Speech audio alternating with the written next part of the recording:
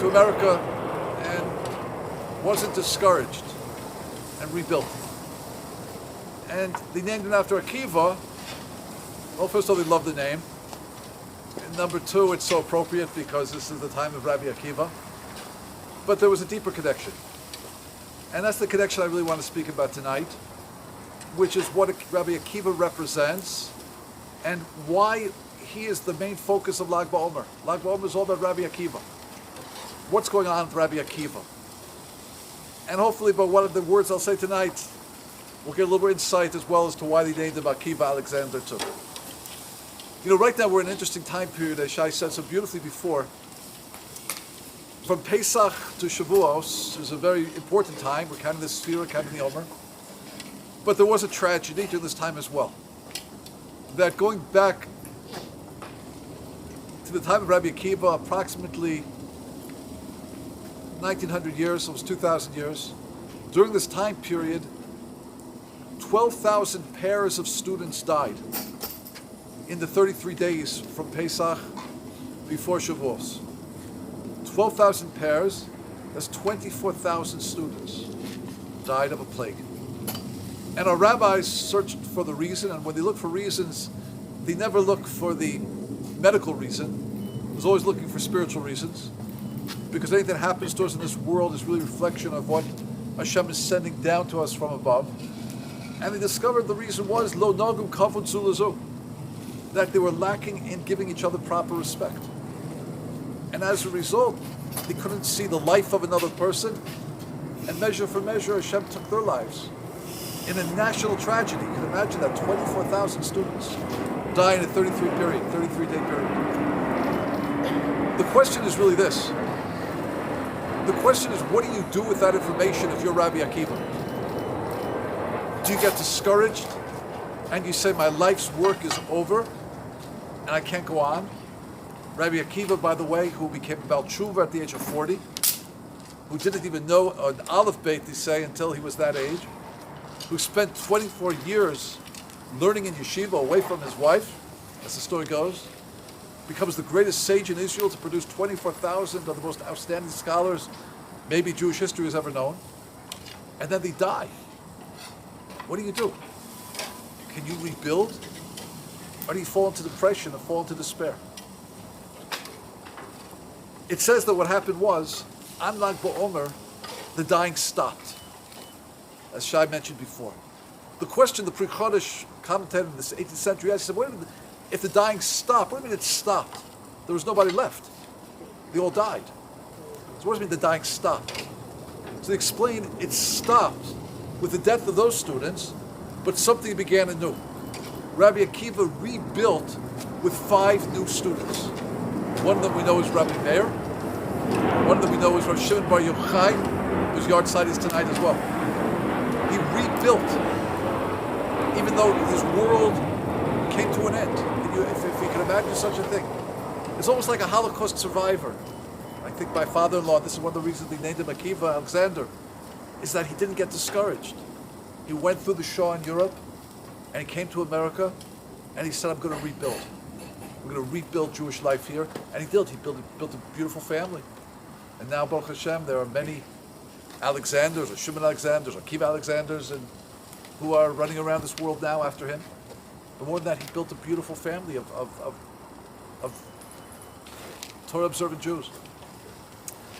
So Rabbi Akiva's greatness was that he was willing to go on, and he didn't fall into despair. That was his greatness. And that's what we're celebrating tonight, by the way. What it means that they stopped dying, but he gave life to new students. We're really celebrating on Lag BaOmer the ability of Rabbi Akiva to say that I'm willing to go further, that I'm not going to let my difficulties in life hold me back. I'm going to push forward. I'm going to go on. I'm going to have the courage to say, Hashem, whatever you bring into this world is something purposeful. It's something good, even when I don't understand it. And I'm willing to accept it and not break. That's what Lag BaOmer is all about. That's what we're celebrating tonight. And that's what we just lit a bonfire. That's what the bonfire says. The bonfire says there's an energy behind this world. There's an aish. There's a fire to this world. There's something in this world of energy that you can't see, but plug into it. Know that it's there, even when you don't see it. Get in touch with that energy. Get in touch with that fire of the world. So what I'd like to do right now is, I'd like to answer a question that, how did Rabbi Akiva train himself to do this? How was he able to get there? How was he able to rise to the occasion of 24,000 students dying in 33 days? His life's work ended, and say, no, I'm going to rebuild. 5 students, let's go. And those 5 students, by the way, became the major rabbis of the next generation. We rebuilt the Jewish nation with those 5 students. How did he do it? So I handed out a little sheet over here, and I'd like to share it with everybody inside. It's a story about Rabbi Akiva. So I'm going to read it together. We'll read it together right now. But I'm going to preface it by saying the following: that whenever our sages in the Talmud, we can't hear you with the plane going over. Give me a second. This route starts every couple of days, and we started at night today. When they go over, just stop for a second. General, you hear me then? Yes. Whenever our sages give us a story, we have to understand that a story is not just a story. They're revealing very deep secrets to us. And the reason why they do it in a story is first of all, stories are interesting. It attracts our attention. Number 2, when you have a story, you have to think about it. Number 3, when you have a story, it's almost like a puzzle. And when there's a puzzle, you need a rabbi, you need a teacher to help you unlock it. And it causes you to work on it and think about it. And the purpose of wisdom isn't just to have something in our brain. The purpose of wisdom is to change our actions, to become greater human beings, to become greater Jews. Godel Torah Shemei Maisa, great Torah is going to bring to action. So when you think about something deeper, it affects you deeper, and you become a deeper person as a result. So our sages always use this device of storytelling, but the story is a puzzle. Now, I believe this story is also a puzzle, a metaphor. So I'm going to read it to you right now, and I'm going to ask something of you.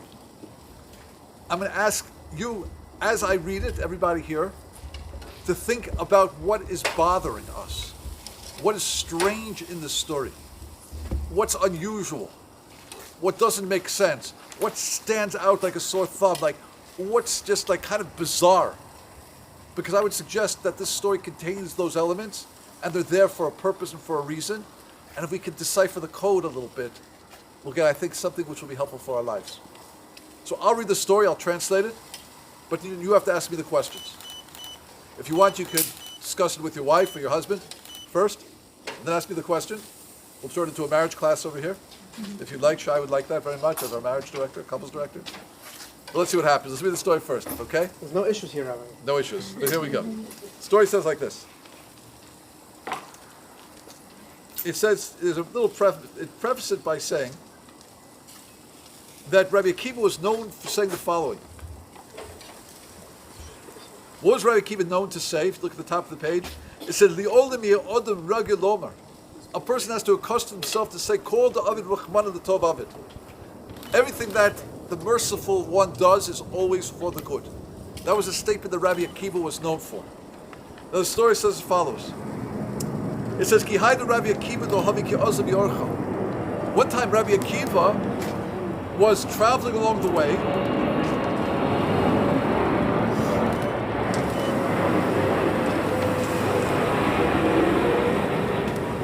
Anti-Semitic plane. It says, "Mata hi lamasa." He arrived at a certain town. Boy ushpiza v'lo yahavilei. He requested ushpiza, lodging, v'lo yahavilei.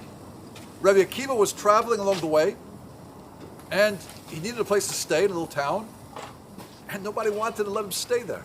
By the way, it's a very interesting word, ushpiza. Have you heard that word before? Ushpizen, good. The movie Ushpizen, good. With the Ushpizen. Where else do you know the word Ushpizen from? At Sukkot. We invite the Ushpizen Kaddishi, the holy guests, into our home.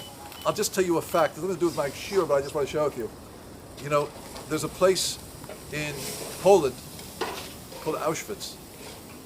You've heard of Auschwitz. We've heard of Auschwitz. It's actually named for a Polish town, which is called Auschwitzen. Auschwitzen got its name from a Hebrew Aramaic word, Ushpizen. The name is Ushpizen, became Auschwitzen, and the Germans Germified it to be Auschwitz. That town was named for the word Ushpizen, guests. You know why? Because apparently it was a very holy town. Many Jews lived there for many centuries, and they were known for Hachnasas Orchim. They were known for taking care of guests. So the non-Jews named it Auschwitzen after the word Ushpizen for guests. I said this once to a group of students, and a girl commented, she said to me, Rabbi, like, why? Why does that town that's such a beautiful name become Auschwitz? I said, I don't know. She gave a very beautiful suggestion. She said, maybe Hashem was signifying to us that you might not know what's happening over here, but you're becoming my guests, my holy guests. Maybe. But that's the word. Ushpiza. So here's Rabbi Akiva. He's coming along, and he arrives in the town, and no one wants to give him lodging. So what happens? He says, Kol da'avid rachman l'tav. Everything that the merciful one does is for the good. Now, it describes, it says, also ubas bedabra. He went, and he slept out in the field. V'hava b'hadeh, and he had with him tarnagola v'chamra v'shraga. He had with him three things.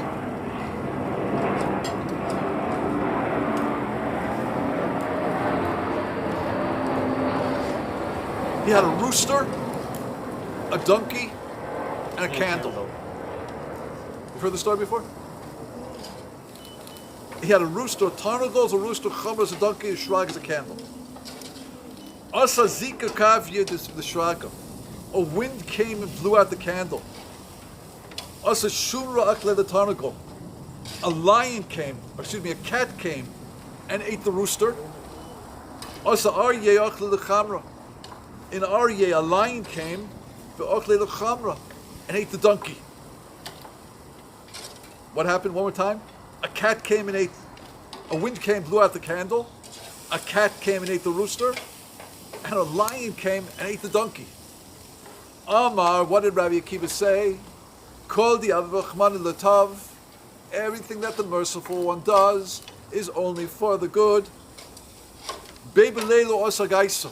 That night, soldiers came to the town, Shovya Lamasa, and captured everybody in the town. Next morning, Rabbi Akiva went out and he saw that everybody was captured, but he wasn't because he was in the field. Amar Lahu, and he said, Lav Amar Lahu Chol Ma She'osa Kadosh Baruch Hu Hu L'Tov. Wasn't I right in saying that everything that a Kadosh Baruch Hu does is only for the good? We hear the story? Okay, bye. Turn to your spouse. 30 seconds. 1 minute. Go. What's your questions? Okay. Ask me.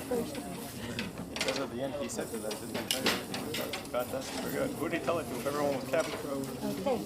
Ask the question. Okay, I'll make it the That's what I was wondering.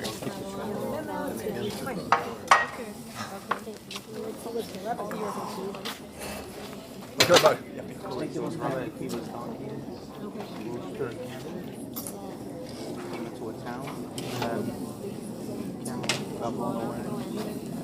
Yes, so there was no noise, no light.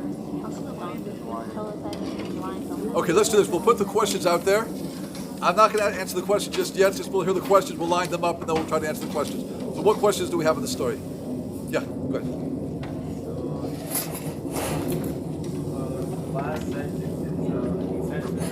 Yes. Good question. Same question. Same question as back over here. Beautiful question. Great question. Who did he say it to? Who was he saying it to them? Good. Good question. Good. Other questions we have? Yeah, that's it. Of all the people who say, why did you say Rabbi? Of all, you didn't hear what say again? Of all the people who were in the city, why was Rabbi Akiva the only one who saved? Yeah, what schus did he have? You know, he was the only one who survived. You know, had he not been in the field, he wouldn't have survived. Right. I mean, it seems like because where he was, he did survive. But it's kind of interesting that he was the only one. Yeah. I thought that the lion that ate donkey that you hit also. Yeah, that was my question. Oh, beautiful question. Good question. question, great question. The lion that ate the donkey, why didn't it eat Rabbi Akiva? He probably tasted pretty good also, like maybe better than the donkey. Good, great question. Okay, you're getting it. These are the questions you got to ask. What other questions do we have? Other questions? Other questions? How is he so optimistic? How is he so optimistic? Where did he get this optimism from? How was he able to be so optimistic? You know, he said his whole life, he was always saying, Kol da'avar rachman l'tov, everything the compassionate one does is good. But let's get to see, the story might help us with that. What else do we have? Other questions? Go. Where did the lion come from? Where did the lion, everyone's bothered by the lion. I once gave this shiur, and I called it Lion Roosters. I wanted to say the Lion, the Witch, and the Wardrobe, but I couldn't figure out wardrobe, so I called it the Lion, the Rooster, and the Cat. You know, it was a play off the Lion, Witch, and the Wardrobe. But where'd the lion come from? Good. I agree. With this lion, what's a lion do? Was this when are lions common to just roam around and you know, aren't lions scared of people in general? I mean, you think they would be, they should be. Another question, go. The first time he was walking along the road and came to their city. Where was he coming from and where was he going? Good question. Where is he coming from? We're not right. Beautiful question. We're not given that information. Where is he coming from? Where is he going? And maybe I would just add to your question, you know, he's the greatest sage in Israel. You know, what's that all about? We don't know where he's coming, where he's going, and nobody wants to give him lodging. You know, Rabbi, Vadia Yosef comes to Queens. You know, how many people would offer their homes to have Rabbi Vadia Yosef alav shalom to stay in their home? Like Akiva has to sleep out in the field? Like what? Yeah, good. He was alone? And he seems to be alone. Was there a Jewish town? Was that? It sounds like it was a Jewish town. Yeah, sounds like it was a Jewish town. Yeah. What was he doing in the city? What was he doing there? Yeah, it's very quiet about that. Right. It seems to have been lacking a lot of information.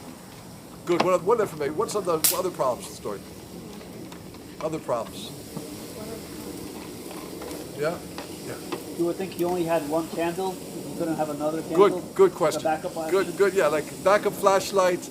Why can't he use his phone? Like everyone has an iPhone. You know, what's going on? He has one candle, and maybe and what did he expect? What do you expect? You have a candle, doesn't it go out with the wind? Like, is that such a tragedy? You know, the candle goes out. Call man the everything the merciful does is for the good. The wind blows out candles, like that's what it does. Like that's not so unusual. Like, you know, one candle, no backup candle. Good, yeah. Oh, great, thank you. What was he doing with the rooster, everybody? To wake him up in the morning for Shabbat. I don't know. Can I ask you a question? Do you do that? Alarm clock. It was back then. So we have alarm clocks today, right? We set our phones. Okay. I hear it. That sounds like what it's for. But I'm going to ask you a question about a rooster. Did anybody grow up on a farm? No. Anyone grow up near a farm? Where'd you grow up? Queens. I didn't grow up on a farm either. But I'll tell you about farms. When do roosters crow? Even before. Oh. It's still dark. When does a rooster crow? Everyone thinks that a rooster crows when dawn breaks. That's not true. The rooster crows just before the break of dawn. The moment before dawn, the rooster knows to crow. That means the sun is going to come out in one moment. The rooster knows to crow. So, can I ask you a question? If it's an alarm clock, the sun is going to be there in about 10 seconds. What does he need the rooster for? The sun. It's not going to be dark anymore. The sun is going to come. So the rooster crows just before dawn. The moment just before. So you can play nets. Play nets, but I mean, have the sun. The sun will be there just that second also. It's a few seconds. That's the rooster knows that moment just before. The moment before. So what do you need an alarm clock for? The sun will wake him up. And also, isn't it kind of weird? Nobody uses roosters and alarm clocks. You know what travels the rooster as their alarm clock? Never heard that. I mean, that sounds a little strange, doesn't it? Good. Good question. Okay. Any other questions? Other questions? So we have a bunch of questions on the table. Right? What's the idea of this lion? What's the idea of the rooster? I guess what's the idea? Is it so strange? Wind blows out candles. Why does he only have one candle? Who's he talking to at the end when he says, didn't I tell them? Didn't I tell you? Everything is for the good. Where's he coming from? Where is he going? Mystery. Is it Mashal? Maybe he wasn't alone, Rabbi. Could it be it's a Mashal? Okay. Rabbi, maybe he wasn't alone. Maybe he wasn't alone. We don't hear about other people there. And then we ask ourselves, so, and even so, shouldn't the lion eat Rabbi Akiva? Or maybe the lion should be scared of Rabbi Akiva. And also, I have another question. If the whole reason he's saying, well, it sounds like it's saying, it's because the lion ate the donkey didn't bray. And therefore the soldiers weren't able to find Rabbi Akiva. And because the cat ate the rooster didn't crow, and therefore they didn't hear anything out of the field. And because the wind blew out the candle, they didn't see Rabbi Akiva. But you just go back line for a second. When a lion attacks a donkey, does the donkey just go down easy? What is that, Natalie? What do you say? How did he know we go? Yeah, the donkey would be braying like crazy. Wouldn't that attract attention? So how did that help him? The whole story is bizarre. The story is strange. So when our rabbis give us a strange story, as Nina just pointed out a moment ago, they're giving us more than a story. They're giving us a puzzle. And they're giving us a mashal, they're giving us a piece of information that when we unlock it, we discover something deep that we didn't see before. So let me explain to you a little bit the way the Maral of Prague sees it. Now it could be a true story, maybe, but I think the problems in the story certainly indicate that there's something else going on. Let's define it pretty well. It works like this. Really in life,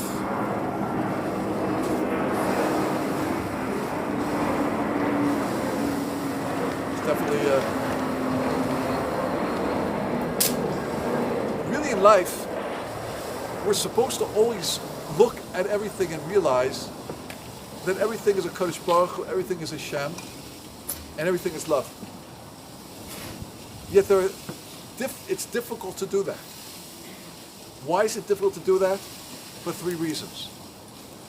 Those three reasons have to do with the donkey, they have to do with the rooster, they have to do with the candle.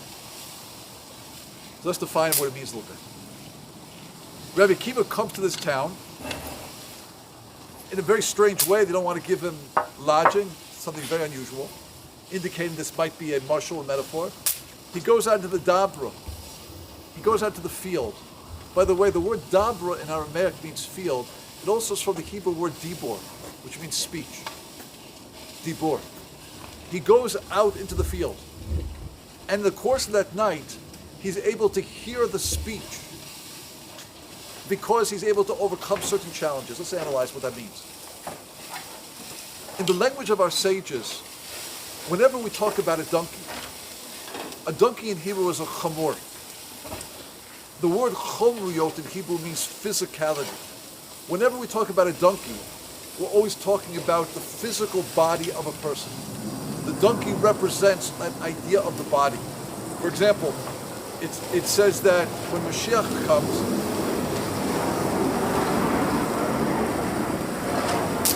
he's not going to be riding in 747. It says he's going to be rochev ala chamor. He's going to be riding on the donkey. What does that mean? Mashiach is going to ride the donkey? Mashiach might be coming in a Lexus, for all we know. But what it does mean is he's going to be riding on his donkey. He's in control of his physicality. His body is not going to rule him, he's going to rule over his body. The chamor, the donkey, that's the most physical of all animals, always in the language of our sages, represents the body. So to be riding on your donkey, like Mashiach, riding on the donkey means the body doesn't rule him, he rules the body. By the way, that's what kingship is.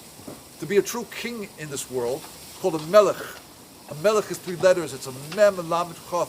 The mem stands for your moch, your brain. The lamed stands for your heart. And the chaf stands for your kidneys. To be a true king, your brain has to be on top. It has to rule your emotion. and your brain and your emotion, your mind and your emotion have to rule the lower part of who you are. That's called your kidneys. Kingship means you rule the body doesn't rule you. So the donkey represents the body. What does the lion represent? The lion is the king of the wild animals, the king of beasts, the strongest force in the animal kingdom. And it attacks the body. You know why it's difficult to deal with life's challenges? Because sometimes we're in pain. We're in pain physically. When we're in pain physically, it's very difficult to say, I see that everything that Hashem does is for the good, because the body is hurting. So what do you have to do? You have to train yourself. We have to train ourselves when little things happen in life and say, Hashem, we stub our toe. Hashem, thank you, it's you. You're teaching me. You're talking to me. You're reminding me about something that I need to fix in myself. And then when the big thing happens, God forbid, but it may, we have the strength and the ability and the muscle to say, Hashem, that's also you. In other words, we're just going to deal with the body.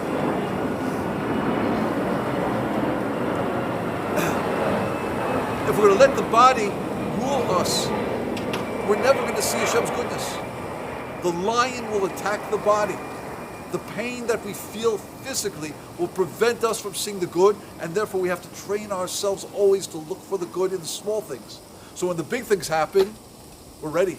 I had a very great teacher, Rabbi Schwabzitz, very great, one of the great rabbis of America, generation at the time. At the age of 77 or 78, he lost the ability to walk. And we asked him one time, we said, he never complained. He made a comment, he said, listen, 75 years of my life, I had legs. Now Hashem's taking them away. Why should I complain? That took 75 years of work, by the way. 75 years to say everything that Hashem does is for the good. That you can look at your life now and say, my body isn't working right, but Hashem, it's also your goodness. That takes work. When the body's in pain, it's difficult. If you waited to age 75 to say that, I don't think you could have made that statement. The first thing Rabbi Akiva is teaching us, the story is teaching us, is that sometimes the lion is going to attack the donkey. That sometimes our bodies are going to be in pain. And we better be able to anticipate that. We have to train ourselves to anticipate that by saying in every situation, all that Hashem does is for the good. That's the lion attacking the donkey. What about the cat attacking the rooster? Well, let's think about that for a moment. In the language of our sages, the rooster is a very important animal. In fact, we make a blessing over the rooster every morning. Are we familiar with that blessing? Baruch atah Hashem Elokeinu melech haolam, Hashem, you're the source of all blessing, the King of the universe. Asher nasan lesechvi vina lavchin ben yom v'layla, who gave the rooster understanding to distinguish between day and night. Why do we make a blessing every morning on the rooster? What's so special about the rooster? So the answer is what I said before. The rooster has a special type of wisdom called intuition. It knows just before dawn. It knows when the sun is going to come out. The sun is not there. There's nothing physical in the sky. There's no radiation yet. But that rooster has the intuition, the binah, to say, I know it's coming. That's called intuition. That little brain, which is this big, has this magnificent gift of bina, intuition. Bina is a magnificent gift. To see what's not there. By the way, women excel in this more than men. And that's why the Gemara says one's supposed to listen to one's wife about the character of a guest. You bring somebody home, and you say, looks like a great guy, and she says, I don't trust him. You say, why not? Something is bothering me. You're supposed to listen to him, because that's intuition. It's a very important type of wisdom. The rooster possesses that. So you know why we make a blessing over that rooster every morning? First blessing? When we hear the rooster crow, ideally when we would hear the rooster crow, and we'd say, my gosh, Hashem, you created a little rooster that has this magnificent wisdom called intuition, with a brain this big. What about me? I have wisdom, I have chokhmah, I have bina, I have das. I could get up in the morning and I could create and I could speak and I could produce. I could go to work and I could accomplish. My brain is functioning so beautifully. It's really a blessing over one's own brain. We look at the rooster to appreciate what we have. If I should make a blessing to the little rooster because it has intuition, I shouldn't bless my brain, a human brain that could produce an iPhone. It's really a blessing over our own minds. Now the difficulty is this. Sometimes the cat eats the rooster. Who's the cat? Who's that voice in your brain that wants to create doubts? Who's the voice in the brain that wants you to make you feel like a failure? Who's that voice in your head that wants you to doubt that a Kodesh Baruch Hu exists? The Yetzer Hara. The Yetzer Hara is always compared to the cat. Because cats are sneaky. Chatul in Hebrew. Chitulim means windy, like this. Cats have 9 lives. They're nice. I like cats. I grew up with cats. But they're sneaky. It's the metaphor for the Yetzer Hara. Sometimes the Yetzer Hara wants to attack the rooster, attack the brain, and we have to be ready for it. What does it mean, attack? Well, the Yetzer Hara likes to work, really, it uses the same language over and over again. Its favorite language is, you're a failure. It loves that language. Second favorite language is, how do you know? How do you know it's real? How do you know it's true? Loves that language. Create doubt. Just create a little bit of safek, a little bit of doubt. You know, it says that Avram Avinu was on the way to do the Akiva, to sacrifice Yitzchak, and the Yetzer Hara, the Satan, the same spiritual energy, wanted to stop him. And what did he say to him? He said to him something very simple. He said to him, in Hebrew, he said to him, Saba, which means like grandpa. It's the same plane, by the way, I checked. Whenever I get to the most important part of my speech, it comes right back. It's the cat, it's the cat. He says to him, Saba, in the language of the sages over there, he says, Saba, ata mishuga? You know what mishuga means in Hebrew? Are you out of your mind? Hashem gives you a son at 100, you're going to kill him? You know what Avram's response was, by the way? Avram says, Afal Pikain. Nonetheless. Meaning, I'm not going to engage you in argument. Because if I engage you, you're going to win. We have to know how to deal with the cat. Sometimes we have to say, I'm not a failure. There's plenty I can accomplish. Just because I did something wrong, that doesn't define me. I'm not defined by what I did. I'm creating the image of Hashem. That's what defines me. So I did something wrong. Okay. I'm not perfect. I have free choice. Big free choice means we'll make mistakes. We have to know how to respond. Or sometimes we have to say, I'm just not talking to you. You know, for example, you want to get up early in the morning. You know, we have this, every morning we have the struggle. That voice that says inside our head, maybe you should sleep 10 more minutes. If you try to argue with that voice, it's very hard to win. You know, you'll feel better, you won't get sick, you'll be nicer to your wife, nicer to your husband, you know. As soon as I talk about marriage, he comes. He comes. See, I know, it's the Yetzer Hara. So he says like this, so you have to understand that the cat is always working against the rooster. The Yetzer Hara is always working against the mind, and we have to prepare ourselves to say that even when things happen in our lives that we don't understand, Hashem, I'm fortified. I know that everything you do is love, and I'm going to be ready for it. I'm going to work on these ideas beforehand to say, Hashem, everything is for the best. Everything is you, everything is good. And therefore when something happens, the cat's not going to come along and just wipe us out and cause us to be depressed and discouraged. We're prepared. Finally, sometimes the wind blows out the candle. What's that a metaphor for? That's a metaphor of the following. Our soul. What? Our soul. Beautiful. The wind means ruach. Ruach in Hebrew means wind. It's the same word in Hebrew as ruchniut, spirituality. It represents in this metaphor the idea of Hashem, the spirit of Hashem, so to speak. The candle represents the neshama, the soul. Sometimes Hashem blows out the candle. Why would Hashem blow out the candle? What does that mean? You know what it means? It means like this. You know, a person will come back from Israel, come back from yeshiva or seminary, and they'll say to me the following. They'll always say the following speech: Rabbi, when I was at seminary, when I was in yeshiva,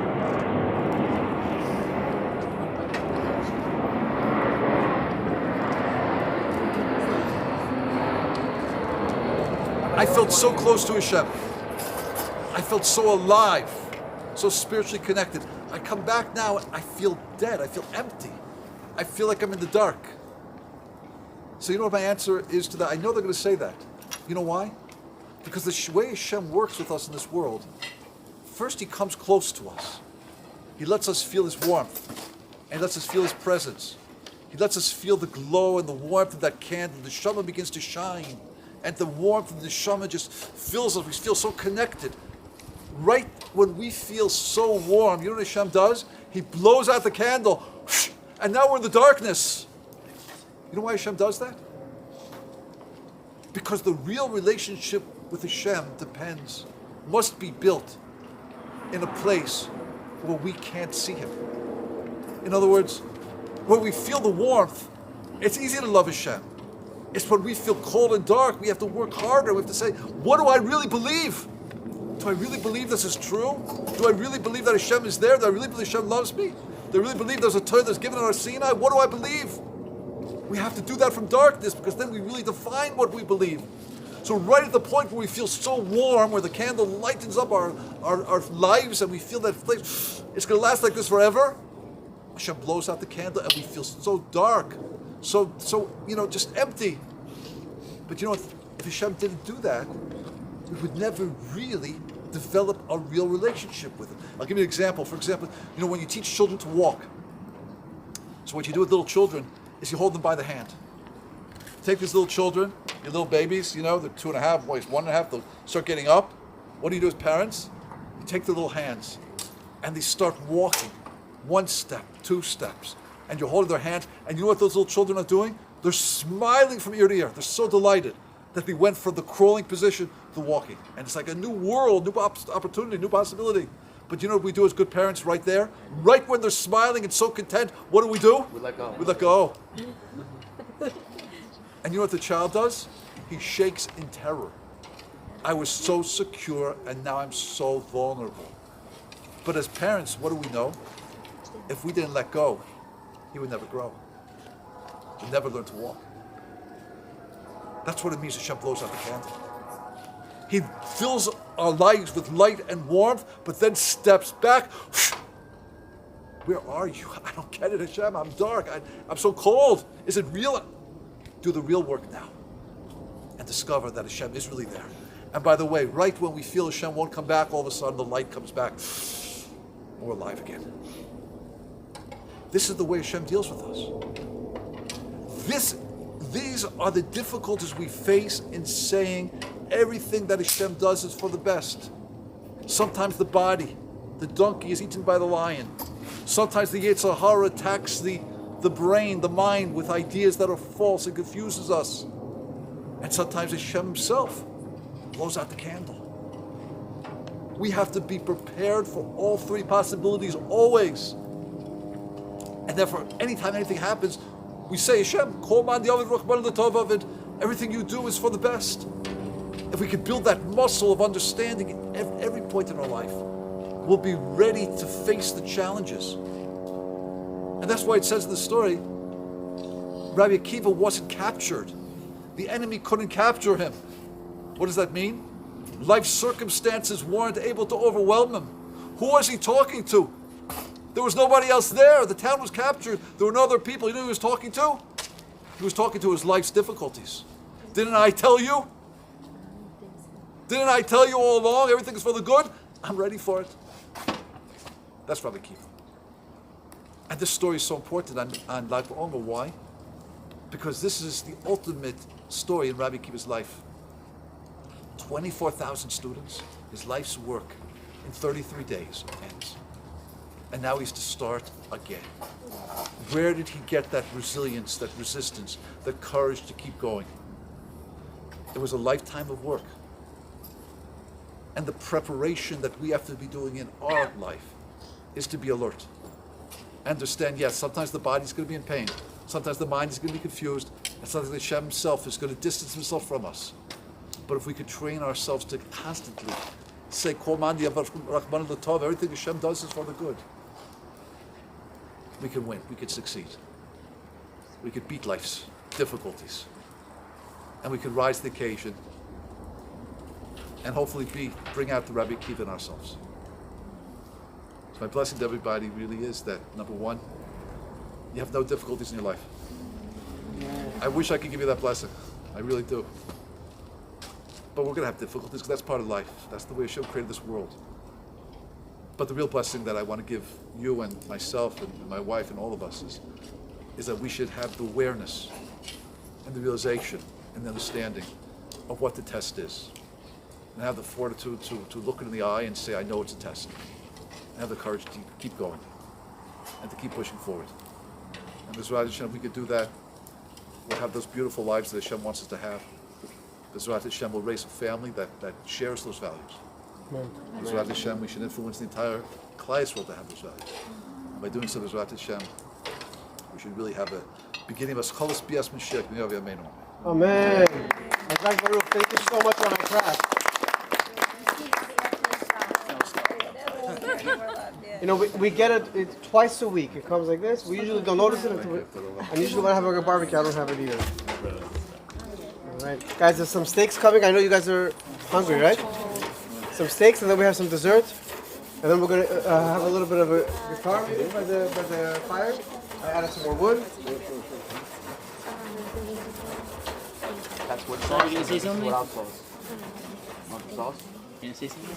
No. Right now the train stops. Now the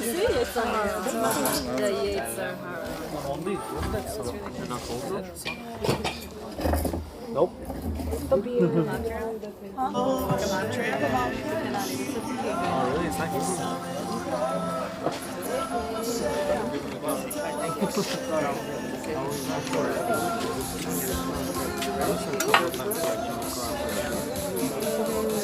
Interesting.